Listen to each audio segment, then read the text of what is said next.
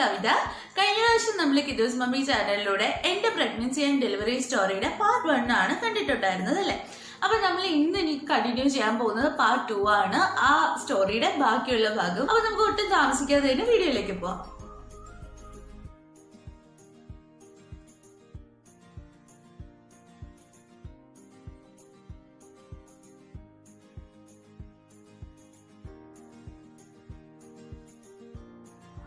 നമ്മൾ പാർട്ട് 1 പറഞ്ഞ് നിർത്തിയിട്ടുണ്ടായിരുന്നത് ഞാൻ ഓപ്പറേഷൻ തിയേറ്ററിന്റെ ഫ്രണ്ടിൽ നിൽക്കുന്നു, ഓപ്പറേഷൻ തിയേറ്റർ എന്ന് പറഞ്ഞിട്ട് എഴുതിക്കുന്നത് വായിച്ചു എന്നായിരുന്നു. ആ ഓപ്പറേഷൻ തിയേറ്റർ എന്ന് പറഞ്ഞ് എഴുതിക്കുന്നത് വായിച്ച സമയത്ത് എവിടെ നിൽക്കുകയോ എന്തൊക്കെയോ ചെറിയൊരു പേടി വരാതിരുന്നിട്ടില്ല, ചെറിയൊരു പേടി വന്നു എനിക്ക്. അതിനുശേഷം സിസ്റ്റർമാർ ജസ്റ്റ് ആ ഡോറൊന്ന് ഓപ്പൺ ചെയ്തു, സ്ട്രക്ചർ ഉള്ളിലേക്ക് ജസ്റ്റ് ഒന്ന് കയറിയപ്പോഴത്തേക്കും തന്നെ ഞാൻ ഉള്ള പേടി കുറച്ചുകൂടെ ഇരട്ടിയായി. സംഭവം ഞാൻ ഇതുവരെ കണ്ട സിസ്റ്റേഴ്സിൽ നിന്ന് എനിക്ക് തോന്നുന്നത് ആ ഹോസ്പിറ്റലിൽ ഫുൾ സിസ്റ്റേഴ്സ് അവിടെ ഉണ്ടായിരുന്നത്. ആ രീതിക്ക് ഒരു 10-15ഓളം സിസ്റ്റേഴ്സ് അതിനകത്ത് എനിക്ക് ഒറ്റ നോട്ടത്തിൽ ഒരുപാട് പേരുള്ളതായിട്ട് ഫീൽ ചെയ്തു കേട്ടോ. എന്തായാലും ഒരു 10ൽ കൂടുതൽ സിസ്റ്റേഴ്സ് അതിനകത്ത് ഉണ്ടായിരുന്നു. അങ്ങനെ അത് കണ്ടപ്പോൾ ഞാൻ കുറച്ചൊന്ന് ടെൻഷനായി. എല്ലാവരും ഞാൻ വരാൻ വേണ്ടിയിട്ട് വെയിറ്റിംഗിലായിരുന്നു. ഞാൻ വന്നതും എല്ലാവരും ഈ പഞ്ചസാര തരി കാണുമ്പോൾ ഓടി വരുന്ന ഉറുമ്പുകളെ പോലെ പെട്ടെന്നിങ്ങനെ ഓടി വന്നു. പിന്നെ വേറൊരു സ്ട്രക്ചർ കൊണ്ടുവന്നു. പുറത്തുനിന്നുള്ള സ്ട്രക്ചർ ഓപ്പറേഷൻ തിയേറ്ററിനകത്ത് കയറ്റത്തില്ല. അപ്പോൾ ഓപ്പറേഷൻ തിയേറ്ററിനകത്തുള്ള സ്ട്രക്ചറിൽ എന്നെ കിടത്തിയിട്ട് സിസേറിയൻ ടേബിളിൻ്റെ അതുവരെ കൊണ്ടുപോയി. അതിനുശേഷം എന്നെ സിസേറിയൻ ടേബിളിൽ എടുത്ത് കിടത്തിയിട്ട് നിവർന്ന് എണീറ്റിരിക്കാനും വേണ്ടിയിട്ട് പറഞ്ഞു. എണീറ്റിരുന്നിട്ട് കാല് പുറത്തേക്ക് ഇട്ടിട്ട് ഇരിക്കാനും വേണ്ടിയിട്ട് പറഞ്ഞു. ഞാൻ അങ്ങനെ ഇരുന്നു. നോക്കിയപ്പോഴത്തേക്കും ഒരു സിസ്റ്റർ അണ്ണാ അണ്ണാ ഒന്ന് വാ, ഇങ്ങ് വാ, അണ്ണൻ്റെ ആവശ്യമുണ്ട് എന്ന് പറഞ്ഞുകൊണ്ട് ഉറക്കെ ഇങ്ങനെ വിളിക്കുന്നു. ശരിക്കും എനിക്കറിയാവുന്ന എല്ലാം ഞാൻ അവരെ വിളിച്ചു ചീത്ത. എന്ന് പറഞ്ഞാൽ എനിക്ക് ഇവിടെ വെള്ളിയാഴ്ച ആരും ഇല്ല.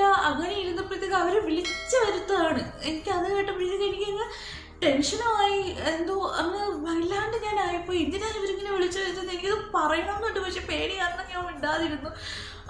അപ്പോഴത്തേക്കും പക്ഷെ അവർ പറഞ്ഞത് എന്താണെന്ന് വെച്ചാൽ എനിക്ക് ശരിക്കും എൻ്റെ വണ്ണത്തിൻ്റെ പേരിൽ എനിക്ക് തടി കൂടിയതിൻ്റെ പേരിൽ എനിക്ക് ശരിക്കും ഒന്ന് നല്ല രീതിയിൽ വിഷമായി. എന്നെ ആര് കളിയാക്കിയാലും എനിക്ക് ഇങ്ങനെ വിഷമമായിട്ടില്ല. അല്ല, ഏട്ടൻ കളിയാക്കുമ്പോൾ വിഷമമുണ്ട് കേട്ടോ, വേറെ ആര് കളിയാക്കിയാലും എനിക്കിങ്ങനെ വിഷമം ഉണ്ടായിട്ടില്ല. പക്ഷേ എന്താ ഇങ്ങനെ ഒരു സിറ്റുവേഷനിൽ ഒരു മെയിൽ നഴ്സിനെ വിളിച്ചപ്പോൾ എനിക്ക് ശരിക്കും ഭയങ്കരമായിട്ട് വിഷമമായിരുന്നു കേട്ടോ. എല്ലാം കൂടെ ആയിട്ട് എനിക്ക് പേടിയും എല്ലാം കൂടെ ആയിട്ട് വിഷമവും കൂടെ ആയി. അപ്പം ആ മെയിൽ നഴ്സ് വന്നു. സംഭവം എന്തിനാണ് അവർ വിളിച്ചതെന്ന് പറഞ്ഞാൽ എനിക്ക് സ്പൈനൽ ഇഞ്ചക്ഷൻ എടുക്കുമ്പോഴത്തേക്കും ഞാൻ എങ്ങാനും ഇങ്ങനെ തെന്നുകയാണെന്നുണ്ടെങ്കിൽ, അതായത് ആ ഇഞ്ചക്ഷൻ്റെ പെയിനിൽ ഇങ്ങനെ ആവുന്നുണ്ടെങ്കിൽ അത് സ്പൈനലിൻ്റെ കേടാണ്, അവർ ഇഞ്ചക്ട് ചെയ്യുമ്പോൾ വേറെ എന്തെങ്കിലും പറ്റും എന്നുള്ളൊരു ഇതിലാണ്. ഈ അവിടെ നിൽക്കുന്ന നഴ്സുമാരെല്ലാം നല്ല മെലിഞ്ഞിട്ടുമാണ്, പൊക്കം കുറഞ്ഞിട്ടുള്ളവരും ഉണ്ട്, അങ്ങനെയൊക്കെ ഉള്ളതാണ്. അപ്പോൾ അങ്ങനെയുള്ളവർക്ക് എന്നെ ഇങ്ങനെ പിടിച്ചിട്ട് ഞാനിങ്ങനെ തെന്നി മാറുമ്പോൾ ചിലപ്പോൾ അവരുടെ കയ്യിൽ നിന്നില്ലെങ്കിൽ എൻ്റെ പെയിൻ കാരണം ഞാൻ ഫുൾ ഫോഴ്സ് ഇങ്ങനെ എടുത്താലോ എന്നുള്ള ഒരു പേടി അവർക്കുള്ളത് കാരണമാണ് അവർ മെയിൽ നഴ്സിനെ വിളിച്ചത്. സംഭവം എനിക്ക് ശരിക്കും സങ്കടമായി. ഞാൻ ഇവിടെ എൻ്റെ ഓപ്പോസിറ്റ് ഷെൽഫുകളിൽ ഒരുപാട് മരുന്നുകൾ അടുക്കി വെച്ചിട്ടുണ്ട്. എനിക്ക് സങ്കടമായിട്ട് ഞാനിങ്ങനെ കുനിഞ്ഞിരുന്നിട്ട് ആ മെഡിസിൻ ബോക്സിൽ തന്നെ നോക്കിക്കൊണ്ടിരുന്നു. എൻ്റെ കണ്ണ് ഫുള്ളും ആ മെഡിസിൻ ബോക്സിലാണെങ്കിലും എൻ്റെ മൈൻഡ് ഫുള്ളും ബ്ലാങ്ക് ആയിപ്പോയി. കാരണം അങ്ങ് വിഷമമായിപ്പോയി എനിക്ക് ശരിക്കും. ഞാൻ കരഞ്ഞില്ലാന്നേ ഉള്ളൂ കേട്ടോ. അപ്പോഴത്തേക്കും ആ മെയിൽ നേഴ്സ് വന്നു. ഞാൻ ഇങ്ങനെ ആ മെഡിസിൻ ബോക്സിൽ തന്നെ നോക്കിയിരുന്നു. അപ്പോൾ അയാൾ വന്നിട്ട് ഈ ഷോൾഡറിൽ ഇങ്ങനെ, എനിക്ക് ആദ്യം അറിയത്തില്ലായിരുന്നു അയാളിങ്ങനെ ഇങ്ങനെ താങ്ങാനും വേണ്ടിയിട്ടാണ് വരുന്നതെന്നുള്ള. എനിക്കൊരു പില്ലോ തന്നു, ഒരു കുഞ്ഞു പില്ലോ, തീരെ കട്ടിയില്ലാത്തൊരു പില്ലോ തന്നിട്ട് കയ്യിലിങ്ങനെ അമർത്തി പിടിച്ചേക്കാൻ പറഞ്ഞു. എന്നിട്ട് മാക്സിമം ഇങ്ങനെ കുനിഞ്ഞിരിക്കണം, കാരണം എൻ്റെ സ്പൈനെല്ലാം അവർക്ക് ഇഞ്ചെക്ട് ചെയ്യണം, അതിന് വേണ്ടിയിട്ടാണ്. ഇങ്ങനെ പില്ലോ പിടിച്ചുകൊണ്ട് ഇങ്ങനെ കുനിഞ്ഞിരിക്കാൻ വേണ്ടിയിട്ട് എത്രത്തോളം കുനിയാൻ പറ്റുമോ അത്രത്തോളം ഒന്നിങ്ങനെ കുനിഞ്ഞിരിക്കാനും വേണ്ടിയിട്ട് പറഞ്ഞു. അങ്ങനെ ഞാൻ സിസേറിയൻ ടേബിളിൽ ഇരുന്നിട്ട് തന്നെ ഇങ്ങനെ മാക്സിമം ഇങ്ങനെ കുനിഞ്ഞപ്പോഴത്തേക്കും ആ സാറ് വന്നിട്ട് എൻ്റെ തോളിലിങ്ങനെ കൈ വെച്ചിട്ടുണ്ടായിരുന്നു. ഇങ്ങനെ ജസ്റ്റ് എൻ്റെ ഫ്രണ്ടിൽ നിന്നിട്ട് ഇങ്ങനെ എന്നെ ജസ്റ്റ് പിടിച്ചിട്ടുണ്ടായിരുന്നു. അതായത് ഞാൻ ഇങ്ങനെ ഒന്ന് തെന്നി മാറാതിരിക്കാനും വേണ്ടിയിട്ട്. പക്ഷേ ഉണ്ടല്ലോ, ആ സാറ് വന്നിടനെ അമ്മ കംഫേർട്ട് ആയിക്കോളൂ, പേടിക്കണ്ട, ഞാനിങ്ങനെ ജസ്റ്റ് തോളിലിങ്ങനെ പിടിക്കുക. ആ അമ്മ എന്ന് പറയുന്നൊരു വാക്ക് ആ സാറ് പറഞ്ഞപ്പോൾ ഉണ്ടല്ലോ, ശരിക്കും എന്താ പറയാൻ വേണ്ടിയിട്ട് എനിക്ക് അത്രയും ഒരു ഇത് തരുന്നുണ്ട്, ഒരു എന്താ പറയാൻ വേണ്ടിയിട്ടാ. ആ അമ്മ എന്ന് പറയുന്ന വാക്ക് കേട്ടപ്പോൾ തന്നെ എന്തെന്ന് അറിയത്തില്ല, ഞാൻ എനിക്ക് ഉണ്ടായിരുന്ന വിഷമമൊക്കെ മാറി. ഞാൻ ഒത്തിരി കംഫർട്ടായി. എനിക്ക് ആ ഒരു ധൈര്യം വന്നു. എനിക്ക് എന്തെന്നില്ലാത്തൊരു ധൈര്യവും ഒരു പേടിയുണ്ടല്ലോ, ഒരു പാതി ഭാഗത്തോളം എനിക്ക് കുറഞ്ഞു കിട്ടി. നേർപാതി എന്ന് പറയില്ല, അതിൽ നിന്നും കുറഞ്ഞു കിട്ടി എന്ന് വേണമെങ്കിൽ പറയാം. നല്ലൊരു കംഫർട്ടായി. അമ്മ പേടിക്കേണ്ട, ഇച്ചിരി നല്ല ഏജ്ഡ് ആയിട്ടുള്ള ആളാണ്, ഒരു 35+ വരും. പക്ഷെ എന്നാലും ആ 35+ ഉള്ള ഒരാൾ എന്നെ ആ ഒരു അമ്മ എന്ന് പറയുന്നൊരു ഇതിൽ ഇങ്ങനെ പിടിച്ചിട്ട്, അപ്പോൾ അയാൾ അത്രയും എനിക്കൊരു ഇത് തരുന്നുണ്ട്, സ്ഥാനം തരുന്നുണ്ടല്ലേ, നമ്മൾ അങ്ങനെ ഒരു ഇതിലാണ് കാണുന്നതെന്നുള്ളത് എനിക്ക് മനസ്സിലായി. അപ്പം ശരിക്കും ഞാൻ കുറച്ചുകൂടെ കംഫർട്ടായി. അപ്പം ഇങ്ങനെ എന്നെ ജസ്റ്റ് പിടിച്ചു, സ്പൈനൽ ഇഞ്ചെക്ട് ചെയ്തു. ഞാൻ ഇഞ്ചെക്ഷനൊക്കെ ഒരുപാട് സഹിക്കും കേട്ടോ, പെയിനൊക്കെ മാക്സിമം സഹിക്കും. അപ്പം ഇങ്ങനെ ജസ്റ്റ് ഇഞ്ചെക്ട് ചെയ്തിട്ട് ഞാൻ ഇങ്ങനെ പല്ലിങ്ങനെ കടിച്ച് വെച്ചുകൊണ്ടിരിക്കും, പെയിൻ ഞാൻ മാക്സിമം സഹിക്കും. അപ്പം എന്തായിരുന്നാലും സ്പൈനൽ ഇഞ്ചെക്ഷൻ എടുത്തിട്ട് ലാസ്റ്റ് എന്തോ ഇഞ്ചെക്ഷൻ എടുത്തു കഴിഞ്ഞപ്പോഴത്തേക്കും പെട്ടെന്ന് എല്ലാവരും കൂടി കാലെടുത്ത് മുകളിലേക്ക് വെക്കുക ചേട്ടാ എന്നും പറഞ്ഞുകൊണ്ട് ഇങ്ങനെ പറഞ്ഞു. അപ്പോൾ ആ സാറ് തന്നെ എൻ്റെ കാലിനെടുത്തിട്ട് മുകളിലേക്ക് ഇങ്ങനെ വെച്ചു. അതുപോലെ തന്നെ വേറെ ഒരാളും കൂടെ ഉണ്ടായിരുന്നു, വേറൊരു സിസ്റ്ററും കൂടെ ഉണ്ടായിരുന്നു. മെയിലായിട്ട് ആ ഒരാൾ മാത്രമേ ഉണ്ടായിരുന്നുള്ളൂ. ഇത് കഴിഞ്ഞപ്പോഴത്തേക്കും ആ മെയിൽ നേഴ്സ് പോയായിരുന്നു. അതിനുശേഷം എൻ്റെ ഡോക്ടർ വന്നു. ഞാനിങ്ങനെ ജസ്റ്റ് കിടന്നതും പെട്ടെന്ന് എൻ്റെ ഈ നെഞ്ചിന് നേരായിട്ട് ഒരു ഗ്രീൻ കളർ ക്ലോത്ത് വിരിച്ചു. പിന്നെ എനിക്ക് താഴേക്കുള്ള ഭാഗം എനിക്ക് കാണാൻ വേണ്ടിയിട്ട് പറ്റുന്നില്ല, പക്ഷെ എനിക്ക് ശബ്ദമൊക്കെ കേൾക്കാൻ പറ്റുന്നുണ്ടായിരുന്നു. ഞാൻ ഫുൾ കോൺഷ്യസ് ആയിരുന്നു കേട്ടോ. അതിനുശേഷം നമ്മൾ സിനിമയിലൊക്കെ കാണുന്ന മറ്റേ റൗണ്ട് ലൈറ്റില്ലേ, അതിനെ ഇങ്ങനെ എടുത്ത് ഇങ്ങനെ ഫ്രണ്ടിൽ വെച്ചു. ഈ ഓപ്പറേഷൻ തിയേറ്ററിൽ എപ്പോഴും ടിക് ആ ശബ്ദം കേട്ടുകൊണ്ടിരുന്നു കേട്ടോ. അതിൻ്റെ ഉള്ളിൽ ജീവാംശമായി എന്ന് പറയുന്ന പാട്ട് വിട്ടിട്ടുണ്ടായിരുന്നു.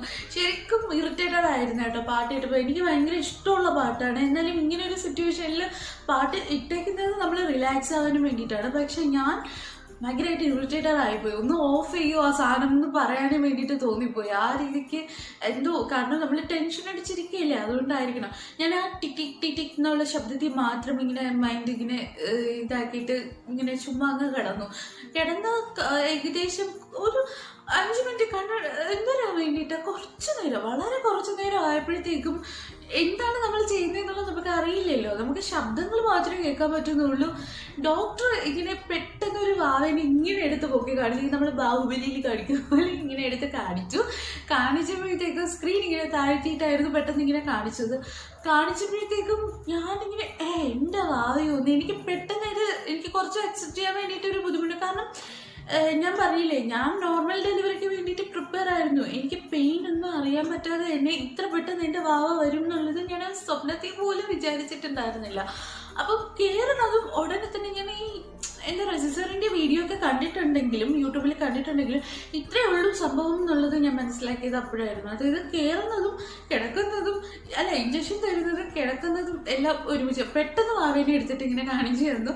അപ്പം അയ്യോ, എൻ്റെ വാവ ഇത്രയും നാളും ഞാനിങ്ങനെ സംസാരിച്ചുകൊണ്ടിരുന്ന എൻ്റെ വാവ ഇങ്ങനെ ഇത്ര പെട്ടെന്ന് പുറത്തു വന്നു എന്നുള്ളതും എൻ്റെ വാവ വന്നു എന്നുള്ളതും എല്ലാം ആക്സെപ്റ്റ് ചെയ്യാൻ വേണ്ടിയിട്ട് എനിക്ക് കുറച്ച് ബുദ്ധിമുട്ടായിരുന്നു. അത് 2-3 കരച്ചിൽ കയറി കേട്ടോ, നല്ല തക്കുട് വാവയായിരുന്നു. മുഖം എനിക്ക് നല്ലോണം കാണാൻ പറ്റിയില്ല. അപ്പോഴത്തേക്കും ക്ലീൻ ചെയ്യാനും വേണ്ടിയിട്ട് കൊണ്ടുപോയി. അതിനുശേഷം ഞാനിങ്ങനെ മുകളിലേക്ക് നോക്കിയപ്പോഴത്തേക്കും ആ റൗണ്ട് ലൈറ്റിൻ്റെ തൊട്ട് മുകളിലായിട്ടുള്ള സീലിംഗ് ലൈറ്റിൽ ഈ നടക്കുന്നതെല്ലാം അതിൻ്റെ റിഫ്ലക്ഷൻ ആ ലൈറ്റിൽ കാണാമായിരുന്നു. ഞാൻ മിസ് ചെയ്തു ശരിക്കും പറഞ്ഞു. എനിക്ക് ആദ്യമേ കാണാമായിരുന്നു, അല്ലെങ്കിൽ എൻ്റെ സിസേറിയൻ എങ്ങനെയാണെന്നുള്ളത് എനിക്ക് ക്ലിയർ ആയിട്ട് ആ ലൈറ്റിൽ കൂടെ കാണാൻ പറ്റുമായിരുന്നു. കുറച്ചു നേരം കഴിഞ്ഞപ്പോഴത്തേക്കും ഞാൻ അതിങ്ങനെ നോക്കിക്കൊണ്ട് കിടക്കുമായിരുന്നു. അപ്പോഴത്തേക്കും കിട്ടുന്ന കൊണ്ടുവന്നിട്ട് ക്ലീൻ ചെയ്ത് നല്ല തക്കുട് ആദ്യമായിട്ട് തുണിയിലൊക്കെ പൊതിഞ്ഞ് നല്ല ചൈന കുട്ടി മുമ്പിൽ ഉമ്മനെ ഇരുന്ന കേട്ടോ. അതായത് കണ്ണൊക്കെ അങ്ങനെയല്ലേ ജനിച്ച കുഞ്ഞുങ്ങളുടെ ഇരിക്കാറ്.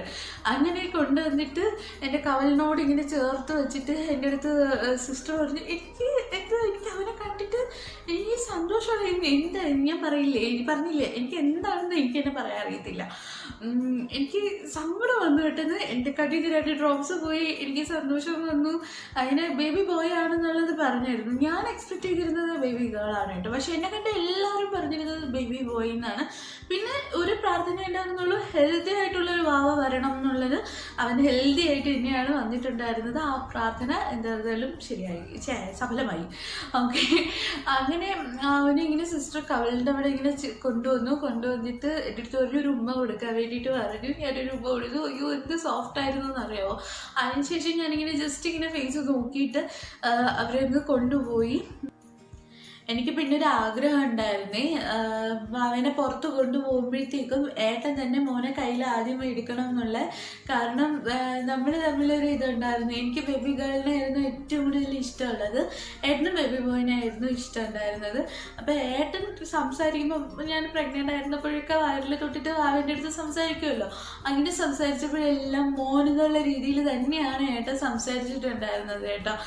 അപ്പം എന്താ വേണ്ടിയിട്ട് അപ്പോൾ ഏട്ടൻ എത്രത്തോളം ഹാപ്പി ആവും എന്നുള്ളത് ഞാൻ ആ ഓപ്പറേഷൻ തിയേറ്ററിലെ സിസേറിയൻ ടേബിളിൽ കിടന്നിട്ട് ആലോചിക്കായിരുന്നു. എനിക്ക് ഒരു വിശ്വാസം ഉണ്ടായിരുന്നു, ഇപ്പം ക്ലീൻ ചെയ്തതിന് ശേഷം എന്നെ കാണിച്ചിട്ട് ഇനി പുറത്തായിരിക്കും കൊണ്ടുപോകുന്നതെന്ന് ഞാൻ കരുതിയിട്ടുണ്ടായിരുന്നു. അപ്പം ഒന്നീ NICUവിൽ, അതല്ലാന്നുണ്ടെങ്കിൽ പുറത്തേക്ക് കാണിക്കുമെന്നുള്ളൊരു ഇതായിരുന്നു കേട്ടോ. അപ്പം നേരെ പുറത്ത് കൊണ്ട് കാണിച്ചു. ഏട്ടൻ തന്നെയാണ് മോനെ കയ്യിൽ വാങ്ങിച്ചത്. ഞാൻ അതിൻ്റെ പിക്ചേഴ്സ് കാണിച്ചു തരാതെ.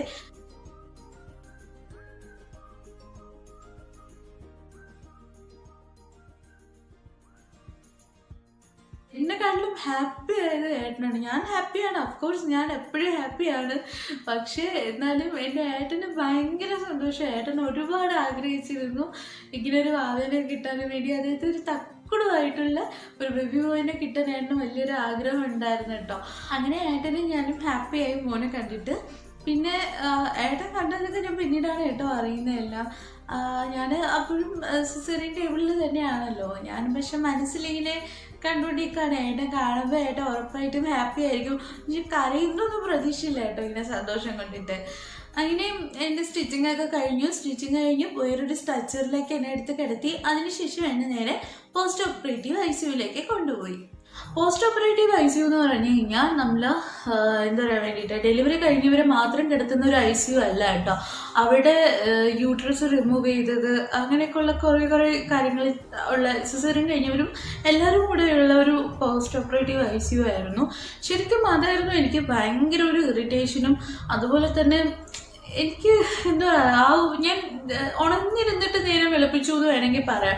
ഭയങ്കര ഇറിറ്റേഷനായിരുന്നു. ഒന്നാമത്തെ കാര്യം എന്തെന്ന് പറഞ്ഞാൽ എനിക്ക് ചൂടെടുത്തിട്ട് ഉറങ്ങാൻ പറ്റത്തില്ല. ഞാൻ കിടന്ന ബെഡിൻ്റെ നേരെ ഫാനില്ല. എന്നെ കൊണ്ട് കിടത്തിയത് 2:27 ഉച്ചയ്ക്കായിരുന്നു കിഡു ജനിച്ചത് കേട്ടോ.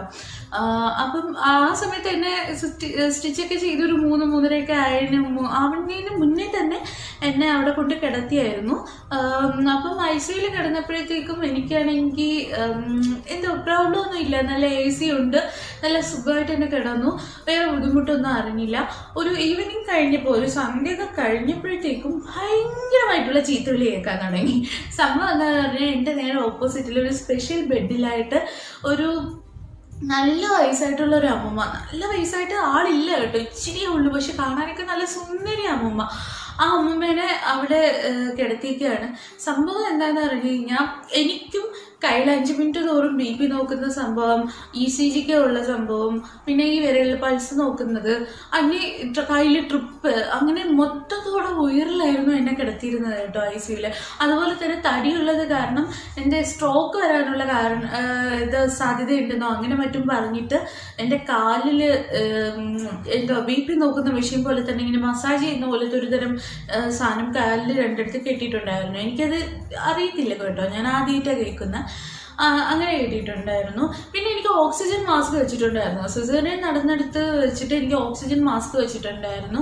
ഈ സിസേറിയൻ കഴിഞ്ഞപ്പോഴുണ്ടല്ലോ എനിക്ക് ഭയങ്കരമായിട്ട് വിറയൽ വന്നു കേട്ടോ. അത് ചില പെൺകുട്ടികൾക്കൊക്കെ ഉണ്ടാവുമെന്ന് പറയാറുണ്ട്. ഈ അനസ്തേഷ്യയുടെ പ്രോബ്ലം കാരണമായിരിക്കും എന്നാണ് പറഞ്ഞത്. പക്ഷെ ഞാൻ കരുതിയത് അവർ ഭയങ്കരമായിട്ട് AC കൂട്ടിയിട്ടൊക്കെയായിരുന്നു. അത് കാരണം പക്ഷെ എനിക്ക് ഈ പല്ല് വരെ ആവത്തില്ലേ നമ്മുടെ ആ രീതിക്കായിരുന്നു ഓപ്പറേഷൻ തിയേറ്ററിൽ വെച്ചിട്ട് എനിക്ക് ഉണ്ടായിരുന്നത്. പക്ഷെ ICUവിൽ വന്നപ്പോൾ അത്രയ്ക്ക് വലിയ രീതിയിലുള്ള AC ഒന്നും അവർ ഇട്ടിട്ടില്ലായിരുന്നു. മൈൽഡായിട്ട് കുറച്ചായിരുന്നു ഇട്ടിരുന്നത്.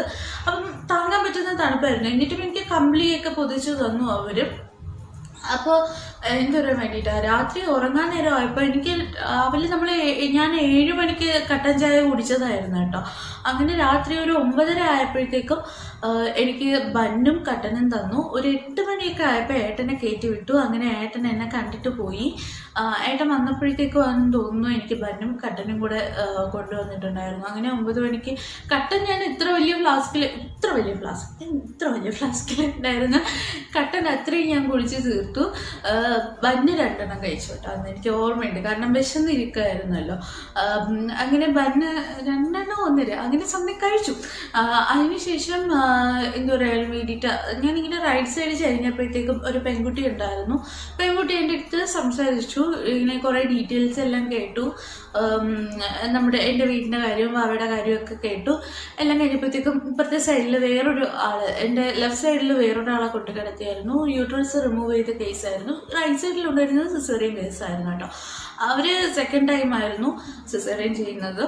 അങ്ങനെ എന്താ പറ്റിയെന്ന് പറഞ്ഞു കഴിഞ്ഞാൽ രാത്രി ആയപ്പോഴത്തേക്കും ഇവിടെ ഒരാൾ ഭയങ്കര കൂർക്കം വിളി, ഫ്രണ്ടിൽ ഒരാൾ ഭയങ്കര ചീത്തവിളി, ഒരു രക്ഷയില്ല, ഉറങ്ങാൻ നിവൃത്തിയില്ല. അതിൻ്റെ കൂടുതൽ ഈ സിസ്റ്റർമാരെ AC അങ്ങ് ഓഫ് ചെയ്ത് കളഞ്ഞിട്ട് അവർ സിസ്റ്റർമാരെല്ലാവരും കൂടെ സൈഡിൽ അങ്ങ് ചെന്നിരിക്കാൻ തുടങ്ങി. അപ്പം നമ്മൾ ഒച്ചത്തിൽ വിളിക്കണം, ബാക്കിയുള്ളവർ ഉറങ്ങല്ലേ, അപ്പം ഒച്ചത്തിൽ വിളിച്ചാൽ മാത്രമേ അവർ കേൾക്കത്തുള്ളൂ. അതുകൊണ്ട് ഞാൻ ക്ഷമിച്ച് സഹിച്ച് കിടന്നു. ഭയങ്കരമായിട്ട് ചൂടെടുത്തിട്ട് വരികയായിരുന്നു. ഞാൻ കിടക്കുന്നതിൻ്റെ നേരെ ജനാല ഉണ്ടായിരുന്നു. എനിക്ക് പെയിന് അനസ്തേഷ്യയുടെ വിട്ടുമാറാത്ത കാരണം എനിക്ക് വലിയ പെയിന് തോന്നിയില്ലായിരുന്നു ആ സമയത്ത്. അതുപോലെ ഞാൻ അങ്ങനെ അനങ്ങിയില്ല വലുതായിട്ട്. കൊണ്ട് കിടത്തിയ സമയത്ത് ഈ അനസ്തേഷ്യ കാരണം കാലനക്കാൻ പറ്റൂല എന്ന് പറഞ്ഞു കേട്ടിട്ടുള്ളതുകൊണ്ട് കാലനക്കാൻ വേണ്ടി നോക്കിയായിരുന്നു. അപ്പം അനങ്ങിയില്ല. അതിനുശേഷം ഞാൻ അനക്കാൻ വേണ്ടി നോക്കിയില്ല. അതുകൊണ്ട് പെയിൻ എനിക്ക് അറിയാനും വേണ്ടിയിട്ട് പറ്റിയില്ല. പിന്നെ ഞാൻ പതിയെ കൈകൊണ്ട് കട്ടനെ ഇങ്ങനെ നീക്കിയിട്ട് നോക്കി, വെളുക്കാറായോ എന്നും പറഞ്ഞ് അങ്ങനെ നോക്കിയിരുന്ന് ശരിക്കും ഒന്നും ഞാൻ ഉറങ്ങിയിട്ടില്ല. അന്നത്തെ ദിവസം ഉറങ്ങാൻ പറ്റിയില്ല. കാരണം അടുത്ത് കിടക്കുന്ന ചേച്ചിയാണെങ്കിൽ ചെവി പൊട്ടുന്ന രീതിക്കുള്ള കൂർക്കം വലിയായിരുന്നു. പിന്നെ പറഞ്ഞല്ലോ, അമ്മൂമ്മ ചീത്ത പറഞ്ഞില്ലെങ്കിൽ അതിശയല്ലോ, ഇച്ചിരിയുള്ള അമ്മൂമ്മ എണീറ്റ് നിൽക്കാൻ പോലും ശേഷിയില്ലാത്ത അമ്മ ഉയർല മുതിഞ്ഞിട്ടാണ് അവർ കിടത്തിയിരുന്നത്. പിന്നെ അവരുടെ ഡ്യൂട്ടി അവർ ചെയ്തു. അതുകൊണ്ട് ആരും കുറ്റം പറയാൻ പറ്റത്തില്ല. അങ്ങനെ ലാസ്റ്റ് എങ്ങനെയെങ്കിലും ഇടയ്ക്ക് കിഡ്ഡൂനെ ഒന്ന് ഫീഡ് ചെയ്യാൻ വേണ്ടിയിട്ട് കൊണ്ടുവന്ന കേട്ടോ. ജസ്റ്റ് ഒന്ന് ഫീഡ് ചെയ്യാൻ വേണ്ടി കൊണ്ടുവന്നു. അങ്ങനെ 2 തവണ രാവിലെയും രാത്രിയും മാത്രമേ കൊണ്ടുവന്നിട്ടുണ്ടായിരുന്നുള്ളൂ. അങ്ങനെ ഫീഡ് ചെയ്തതിന് ശേഷം ഞാൻ പറയില്ലേ, ബൊമ്മക്കുട്ടി, ഒരു ചൈന ബൊമ്മക്കുട്ടി എങ്ങനെ ഇരിക്കും അതുപോലെ ഇരിക്കുന്നുണ്ടായിരുന്നു. അങ്ങനെ കിഡ്ഡൂനെ ഫീഡ് ചെയ്യിപ്പിച്ചതിന് ശേഷം കൊടുത്തു അവർ NICUലേക്ക് കൊണ്ടുപോയി. അതിനുശേഷം ഞാൻ ഉണർന്നിരുന്ന ശരിക്കും പറഞ്ഞു കഴിഞ്ഞാൽ നേരം വെളുത്ത് 4 മണിയൊക്കെ ആയപ്പോൾ തന്നെ സിസ്റ്റർമാർ നമ്മുടെ ഡ്രസ് ചേഞ്ച് ചെയ്യാനും പല്ലേക്കാനും എല്ലാത്തിനും കൂടെ ആയിട്ട് ഫ്രഷ് ആക്കാൻ വേണ്ടിയിട്ട് വന്നായിരുന്നു. അങ്ങനെ സിസ്റ്റർമാർ നമുക്കിങ്ങനെ ടേബിൾ ഉണ്ടല്ലോ, ബെഡിൽ തന്നെ ഇങ്ങനെ വെക്കാൻ പറ്റുന്ന ടേബിൾ വെച്ചിട്ട് ഒരു ബൗൾ തന്നിട്ട് അവിടെ ഇരുന്ന് തന്നെ ബ്രഷ് ചെയ്യാനും വേണ്ടിയിട്ട് പറഞ്ഞു. അങ്ങനെ ബ്രഷ് ചെയ്തതിന് ശേഷം ഓക്കെ, ഞാൻ വിചാരിച്ചു ഇനി എണീക്കേണ്ട, അവരിതിൻ്റെ സ്ട്രക്ചറിൽ നമ്മളങ്ങ് കൊണ്ടുപോകുന്നുള്ള രീതിയിലൊക്കെ കൂളായിട്ടിരിക്കുമായിരുന്നു. അപ്പോഴാണ് ഒരു സിസ്റ്റർ വന്നിട്ട് എൻ്റെ അടുത്ത് പറഞ്ഞത്, പതിയെ താഴേക്ക് ഇറങ്ങിയിട്ട് അവിടെ ടോയ്ലറ്റ് ഉണ്ട്, അതായത് 2 ബെഡ് പാസ് ചെയ്തിട്ടായിരുന്നു എനിക്ക് ടോയ്ലറ്റിലേക്ക് പോവേണ്ടത്. ഡ്രസ് ചേഞ്ച് ചെയ്യാനും ഫ്രഷ് ആവാനും വേണ്ടിയിട്ടാണ് പോകാനും വേണ്ടിയിട്ട് പറഞ്ഞത്. അപ്പം ജസ്റ്റ് ഈ കാലെടുത്ത് ഞാനൊന്ന് കാലൊന്ന് അനക്കിയപ്പോഴായിരുന്നു ഞാൻ എന്താണ് പെയിൻ എന്നുള്ളത് മനസ്സിലാക്കിയത്. ഈ നോർമൽ ഡെലിവറിക്കാർ മാത്രമേ പെയിൻ അനുഭവിക്കുന്നുള്ളൂ എന്ന് ചിലരൊക്കെ പറഞ്ഞിട്ട് ഞാൻ കേട്ടിട്ടുണ്ട്. സിസേറിയൻ എന്ന് പറഞ്ഞു കഴിഞ്ഞാൽ പെയിൻലെസ് ആയിട്ടുള്ള ലേബർ അല്ലേ, അതുപോലെ സിസേറിയൻ എന്ന് പറഞ്ഞു കഴിഞ്ഞാൽ എന്ത് വേദനയാണ് അറിയാനുള്ള സുഖമല്ലേ, അങ്ങനെയൊക്കെ പറഞ്ഞിട്ടുള്ളവർ ശരിക്കും പറഞ്ഞാൽ ഇതുപോലെ ഇത് കീറി മുറിക്കാനാണ് തോന്നുന്നത്. കാരണം അത്രയ്ക്കും പെയിനായിരുന്നു. ആ ഒരു കാലെടുത്തൊന്ന് താഴെ വെച്ചപ്പോഴത്തേക്ക് ആ പെയിൻ കില്ലറിൻ്റെ ആ ഒരു ഇത് പോയപ്പോഴത്തേക്കുവേ ഒട്ടും നമുക്ക് താഴേക്ക് ഞാൻ കിടന്ന് അവിടെ ICU കിടക്കിയെന്ന് വേണമെങ്കിൽ പറയാൻ വിളിച്ചിട്ട്. കാരണം എനിക്ക് ഒട്ടും പറ്റുന്നില്ല. അപ്പം എൻ്റെ അടുത്ത് ആ നഴ്സ് ചോദിച്ചു, മോള് ഫസ്റ്റ് ടൈം ആണോ? നഴ്സുമാരൊക്കെ പക്ഷെ നല്ല സ്നേഹമുള്ളവരായിരുന്നു കേട്ടോ. ഫസ്റ്റ് ടൈം ആയിരുന്നോ എന്ന് ചോദിച്ചു. ഞാൻ പറഞ്ഞു ഫസ്റ്റ് ടൈമാണെന്ന് പറഞ്ഞു. അപ്പോഴത്തേക്കും പറഞ്ഞു അതുകൊണ്ടായിരിക്കും ഇത്രയും പെയിനായിട്ട് ഫീൽ ചെയ്യണം. ഞാൻ അതിന് മറുപടി പറഞ്ഞില്ല, കാരണം പറയണമൊന്നും ഇല്ല, എനിക്ക് പെയിൻ സഹിക്കാൻ വയ്യായിരുന്നു. ഞാൻ ഒരുപാട് പാടുപെട്ടു. അവർ ബെഡൊക്കെ ഇങ്ങനെ ചരിക്കാൻ പറ്റുന്ന ബെഡായിരുന്നു, എല്ലാം ചരിച്ചും ഒക്കെ തന്നിട്ടും എനിക്ക് ഫുള്ളൊന്നും ഇറങ്ങാൻ പറ്റുന്നില്ല. ഒരുപാട് ബുദ്ധിമുട്ടിയായിരുന്നു. ഒരുപാടെന്ന് പറഞ്ഞാൽ നല്ല പെയിൻ എന്ന് പറഞ്ഞാൽ എൻ്റെ കാലൊന്നും അനക്കാൻ പറ്റാത്ത പെയിനായിരുന്നു. അങ്ങനെ പതിയെ ഇറങ്ങി ഓരോ സ്റ്റെപ്പ് ഇങ്ങനെ പിച്ച വെച്ച് കുഞ്ഞുങ്ങൾ നടക്കുമ്പോൾ ഓരോ സ്റ്റെപ്പ് നടക്കുമ്പോഴേ ഞാൻ അയ്യോ ആന്ന് പറഞ്ഞിട്ട് കിടന്ന് വിളിക്കുകയായിരുന്നു. കാരണം ഞാൻ സിസ്റ്ററിൻ്റെ കയ്യിൽ ഇറുക്കി പിടിച്ചുകൊണ്ടാണ് നടന്നത്. എനിക്ക് ഒട്ടും നടക്കാൻ പറ്റാത്തൊരു അവസ്ഥയായിപ്പോയി. പിന്നെ അവിടെ ചെന്നിട്ട് എനിക്ക് ഡ്രസ് ചേഞ്ച് ചെയ്തു, എന്നെ ഒന്ന് ജസ്റ്റ് ക്ലീൻ ചെയ്തു. അതിനുശേഷം എന്താ പുതിയ ഡ്രസ്സ് ഇട്ടിട്ട് എൻ്റെ അടുത്ത് സിസ്റ്റർ പറഞ്ഞു, ഇനി കുറച്ച് നേരത്തേക്കൊന്ന് നടക്കണം, അങ്ങോട്ടും ഇങ്ങോട്ടും നടക്കണം എന്നും പറഞ്ഞിട്ട് എൻ്റെ അടുത്ത് പറഞ്ഞു. അങ്ങനെ ഞാൻ പതിയെ നടക്കാൻ തുടങ്ങിയപ്പം എനിക്ക് പിന്നെ ഇതായിട്ട് കൂളായിട്ട് നടക്കാൻ വേണ്ടിയിട്ട് പറ്റി കേട്ടോ. ഒരുവിധമൊക്കെ അതായത് പെയിൻ ഒന്ന് സഹിക്കാനും വേണ്ടിയിട്ടുള്ളൊരു ഇതുമായിരുന്നു. അങ്ങനെ കുറച്ച് ദൂരം അങ്ങോട്ടും ഇങ്ങോട്ടും ആയിട്ട് നടന്നപ്പോഴത്തേക്കും ഞാൻ പറഞ്ഞില്ല, എൻ്റെ റൈറ്റ് സൈഡ് കിടന്ന സിസേറിയൻ കേസ് സെക്കൻഡ് ടൈമുള്ള ആ ചേച്ചി അവിടെ ഇരിപ്പുണ്ടായിരുന്നു. പിന്നെ ആ ചേച്ചിയുടെ അടുത്ത് കാര്യവും പറഞ്ഞ് അങ്ങോട്ടും ഇങ്ങോട്ടും നടന്നു. കാരണം എനിക്ക് കുറച്ചുകൂടെ സന്തോഷമായിരുന്നെന്ന് പറയുമ്പോൾ ഉടനെ തന്നെ എന്നെ റൂമിലേക്ക് കൊണ്ടുപോകും എന്നുള്ളത് എനിക്ക് മനസ്സിലായി. അങ്ങനെ ഇത് കഴിഞ്ഞ് കുറച്ചു നേരം കഴിഞ്ഞപ്പോഴത്തേക്കും എന്നെ റൂമിലേക്ക് കൊണ്ടുപോകാനുള്ള വീൽ ചെയർ വന്നു. ഞാൻ വെയിറ്റ് ചെയ്തിരിക്കുമായിരുന്നു. അങ്ങനെ എന്നെ വീൽ ചെയറിൽ അതിന് തന്നെ കിന്ദുവിനെ രാവിലെ ഫീഡ് ചെയ്യാനും വേണ്ടിയിട്ട് കൊണ്ടുവന്നായിരുന്നു. ഞാൻ മറന്നുപോയി. ഓക്കെ, അപ്പം എന്താ വീൽ ചെയറിൽ എന്നെ നേരെ റൂമിലേക്ക് കൊണ്ടുപോയി. റൂമിൽ കൊണ്ടുപോയപ്പോൾ ഞാൻ ഭയങ്കര ആകാംക്ഷയിലായിരുന്നു. കിന്ദു അവിടെ ഉണ്ടായിരിക്കും, കിന്ദുവിനെ രാവിലെ കൊണ്ടുവന്നായിരിക്കും. പക്ഷെ ഞാൻ ചെന്നതിന് ശേഷമാണ് ഏട്ടൻ ചെന്നിട്ട് വാവേനെ വാങ്ങിച്ചുകൊണ്ട് വന്നത് കേട്ടോ. അങ്ങനെ കിതുവിനെ കൊണ്ടുവന്നു. കിതുവിനൊന്ന് നേരെ ചൊവ്വേ കാണുന്നത് അപ്പോഴായിരുന്നു കേട്ടോ. എന്ത് ക്യൂട്ടായിരുന്നു എന്നറിയാമോ? ഞാൻ നിങ്ങൾക്ക് അതിൻ്റെ ഫോട്ടോ കാണിച്ചു തരാം.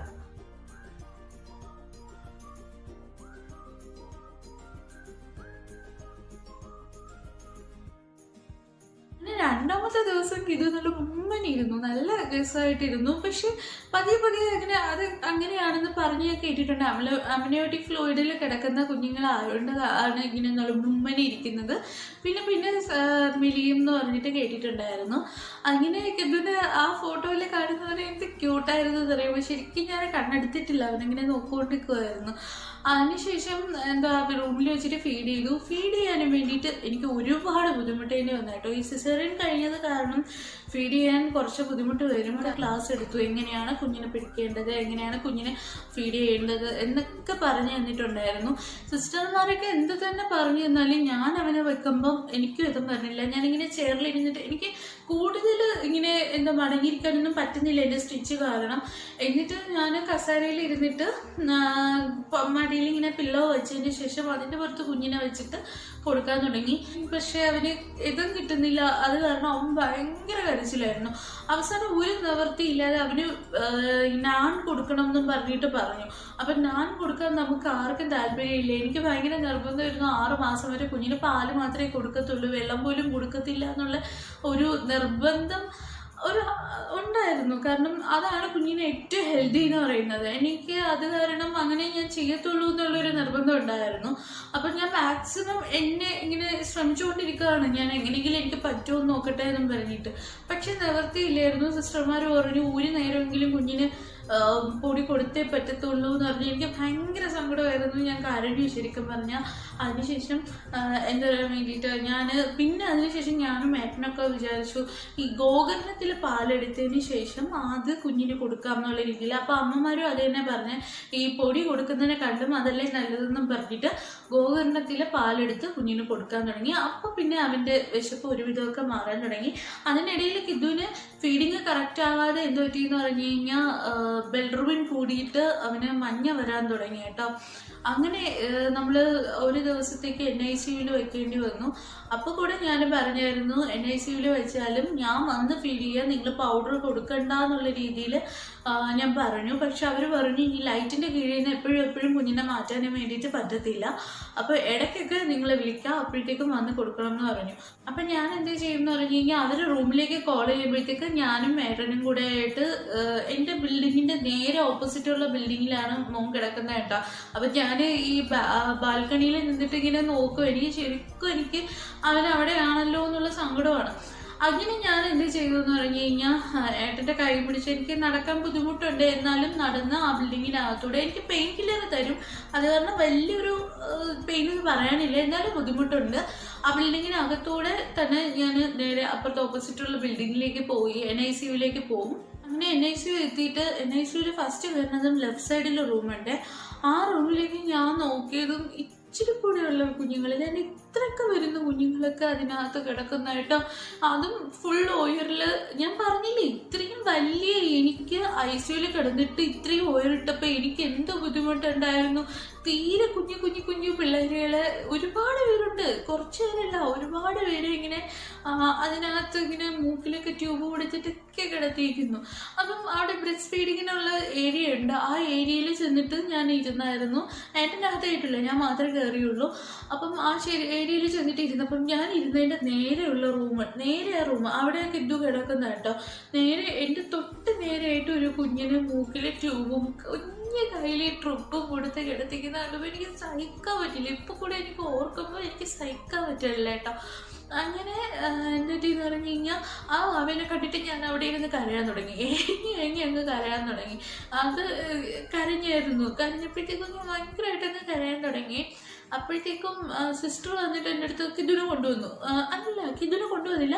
സിസ്റ്റർ വന്നിട്ട് എൻ്റെ അടുത്ത് പറഞ്ഞു, ഇയാൾ എന്തിനാ കരയുന്നത്? പക്ഷെ ആ സിസ്റ്റർ ഇത്തിരി റൂഡായിരുന്നു കേട്ടോ. അവിടെ ഷിഫ്റ്റിൽ വരുന്ന സിസ്റ്റർമാരുണ്ട്. അതിൽ ഒരു ഷിഫ്റ്റിൽ വരുന്ന സിസ്റ്റർമാരൊക്കെ ഭയങ്കര സ്നേഹമുള്ളവരും ഒരു ഷിഫ്റ്റിലുള്ള സിസ്റ്റർമാരൊക്കെ ഭയങ്കര ദേഷ്യമുള്ളവരുമായിരുന്നു കേട്ടോ.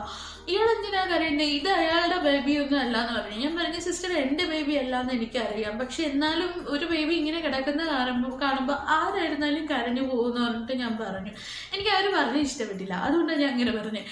അപ്പോഴത്തേക്കും എന്താ അവർക്കൊക്കെ പക്ഷേ ഇതൊക്കെ കണ്ട് ശീലമാണ് കേട്ടോ. അവരൊക്കെ ഇങ്ങനെയുള്ള കുഞ്ഞുങ്ങളെ ഒരുപാട് കണ്ട് ശീലമാണ്. അപ്പോഴത്തേക്ക് കിഡുവിനെ കൊണ്ടുവന്നിട്ട് കിഡുവിനെയാണെങ്കിൽ ഒരു തുണിയിലൊക്കെ പൊതിഞ്ഞ് നല്ല ക്യൂട്ടായിട്ട് വീണ്ടും കൊണ്ടുവന്നു. അങ്ങനെ കൊണ്ടുവന്നിട്ട് ഞാൻ കയ്യിൽ വെച്ചിട്ട് അവന് ഫീഡ് ചെയ്യാൻ വേണ്ടിയിട്ട് തുടങ്ങി. ശരിക്കും പറഞ്ഞാൽ എനിക്ക് ഫീഡ് ചെയ്യാൻ പറ്റുന്നില്ല. എനിക്ക് ഈ സിസ്റ്ററിൻ്റെ അടുത്ത് ചോദിക്കാൻ വേണ്ടിയിട്ട് പേടിയും. കാരണം അവർ ഭയങ്കര റൂഡാണെന്ന് ഞാൻ പറഞ്ഞില്ലേ. എനിക്ക് അവരുടെ അടുത്ത് ചോദിക്കാൻ വേണ്ടിയിട്ട് പേടിയും. അങ്ങനെ ഞാൻ എന്നാലും അഡ്ജസ്റ്റ് ചെയ്ത് അവർ കൊടുക്കാൻ തുടങ്ങിയപ്പോൾ അവൻ ചെറുതായിട്ട് കുടിക്കുന്നുണ്ടായിരുന്നു. അപ്പോഴത്തേക്കും ഡോക്ടർ സ്ക്രീനിനപ്പുറത്തേക്ക് ഡോക്ടർ വന്നിട്ടുണ്ടായിരുന്നു. ഡോക്ടർ വന്നിട്ട് ഓരോ പാരൻസിനെ ഈ NICUയിൽ കിടക്കുന്ന കുഞ്ഞുങ്ങളുടെ പാരൻസിനെ വിളിച്ചിട്ട് അവരുടെ ഓരോ കാര്യങ്ങൾ ഇങ്ങനെ പറയുന്നുണ്ടായിരുന്നു കേട്ടോ. അതിൽ ഏതോ ട്വിൻസിന് ഒരു കുഞ്ഞിന് ജീവൻ നിലനിർത്താൻ വേണ്ടിയിട്ട് പാടാണെന്നും പറഞ്ഞിട്ടൊക്കെ പറയുന്ന കേട്ടു. ഞാൻ ആകെപ്പാട് തകർന്നു തരിപ്പണമായിപ്പോയെന്ന് വേണമെങ്കിൽ പറയാമല്ലോ അതിനകത്ത് ഇരുന്നിട്ട്. ഇതൊക്കെ കേട്ടപ്പോൾ ഓരോ കുഞ്ഞുങ്ങളുടെ കാര്യങ്ങളും ഇങ്ങനെ പറയുന്ന കേട്ടപ്പോൾ ശരിക്കും എൻ്റെ ഭാവയ്ക്ക് മഞ്ഞ വരുന്നത് ഒരു അസുഖമേ അല്ലാന്ന് എനിക്ക് തോന്നിപ്പോയി. പക്ഷെ എന്നാലും കാക്കയ്ക്ക് തൻകുഞ്ഞു പൊൻകുഞ്ഞു എന്ന് പറയും പോലെ എൻ്റെ വാവയുടെ അസുഖം എനിക്ക് പേടിയും വിഷമമൊക്കെ തന്നെയാണ്. എന്നാലും അതിനേക്കാളും ഇരട്ടി അനുഭവിക്കുന്ന കുഞ്ഞുങ്ങൾ ആ ഏരിയയിൽ എനിക്ക് ശ്വാസം മുട്ടലായിരുന്നു. എൻ്റെ വാവനെ എങ്ങനെയെങ്കിലും അതിനകത്തുനിന്ന് പുറത്തിറക്കിയാൽ മതി, ഇനി അതിനകത്ത് വരണ്ട, എനിക്ക് കാണാൻ വയ്യ ആ കുഞ്ഞുങ്ങളെ എന്നുള്ളൊരു ഫീലായിപ്പോയി എനിക്ക് ശരിക്കും. അങ്ങനെ ഞാൻ കിഡുനെ ഫീഡ് ചെയ്തിട്ട് പോയി. അന്ന് വൈകുന്നേരമൊക്കെ ആയപ്പോഴത്തേക്കും കിഡുനെ എനിക്ക് തിരിച്ച് കൊണ്ടുവന്നു റൂമിൽ. കിഡുന് നോർമലായി. പിന്നെ നമ്മൾ വീട്ടിലേക്ക് വന്നു കേട്ടോ. പിന്നെ അതിനുശേഷം കിഡുന് എപ്പോഴും വെയിൽ കൊള്ളിക്കുമായിരുന്നു. ഞാൻ പ്രഗ്നൻ്റ് ആയിരുന്നപ്പോഴും വെയിൽ കൊള്ളുമായിരുന്നു. എന്നാലും ഈ പ്രോബ്ലം ഉണ്ടായത് ഫീഡ് ചെയ്യുന്നത് കറക്റ്റ് ആവാത്തതുകൊണ്ടായിരുന്നു. അങ്ങനെ കിഡുന് NICUയിൽ കിടന്ന സമയത്ത് കുറച്ചിങ്ങനെ പൊടിയൊക്കെ കൊടുക്കേണ്ടി വന്നു. അതിനുശേഷം നമ്മൾ നോർമലി അവനുള്ള എന്താ പറയുക വേണ്ടിയിട്ട് ഞാൻ മാത്രമായിരുന്നു 6 മാസം വരെ ഫീഡ് ചെയ്തിട്ടുണ്ടായിരുന്നത്. അപ്പോൾ കിഡുവിൻ്റെ അമ്മയുടെ വിശേഷങ്ങൾ കഴിഞ്ഞു കേട്ടോ. ഇത്രയേ ഉള്ളൂ. ഇനി എന്തായിരുന്നാലും അടുത്തത് സിസേറിയൻ കഴിഞ്ഞിട്ട് എങ്ങനെ നമുക്ക് കെയർ ചെയ്യാമെന്നുള്ളതും വേദം പിടിക്കുന്നതിനെ കുറിച്ചും ഒക്കെ ഞാനൊരു വീഡിയോ ചെയ്യുന്നുണ്ട്. അപ്പം നമുക്ക് എന്തായിരുന്നാലും ഇനി അടുത്ത വീഡിയോയിലൂടെ കാണാം. Bye bye. അപ്പോഴേ ഞാനൊരു കാര്യം പറയാൻ വിട്ടുപോയായിരുന്നു. സബ്സ്ക്രൈബ് ചെയ്യാത്തവർ ആരെങ്കിലും ഉണ്ടെങ്കിൽ ഒന്ന് സബ്സ്ക്രൈബ് ചെയ്തേക്കണം. അതുപോലെ തന്നെ കൂടുതലൊരു ബെല്ലൈക്കൺ കൂടിയുണ്ട്, അതും കൂടി ഒന്ന് ക്ലിക്ക് ചെയ്തേക്കണം. എന്നാൽ മാത്രമേ ഞാൻ ഇടുന്ന വീഡിയോസിൻ്റെ എല്ലാ നോട്ടിഫിക്കേഷൻസ് നിങ്ങൾക്ക് കിട്ടത്തുള്ളൂ. ബെല്ലൈക്കൺ പ്രസ് ചെയ്യുമ്പോഴത്തേക്കും ഓൾ എന്ന് പറയുന്ന ഓപ്ഷൻ തന്നെ ക്ലിക്ക് ചെയ്ത് കൊടുക്കണം കേട്ടോ. അതുപോലെ നിങ്ങൾക്ക് ഈ വീഡിയോ ഇഷ്ടമായെങ്കിൽ നിങ്ങൾ ലൈക്ക് ബട്ടൺ പ്രസ് ചെയ്യുക. നിങ്ങൾക്ക് ഇഷ്ടമായില്ലെങ്കിൽ നിങ്ങളുടെ അഭിപ്രായങ്ങൾ കമൻറ്റ് ബോക്സിലൂടെ അറിയിക്കുക. അപ്പം നമുക്കിനി അടുത്ത വീഡിയോ ആയിട്ട് കാണാം കേട്ടോ. ബൈ.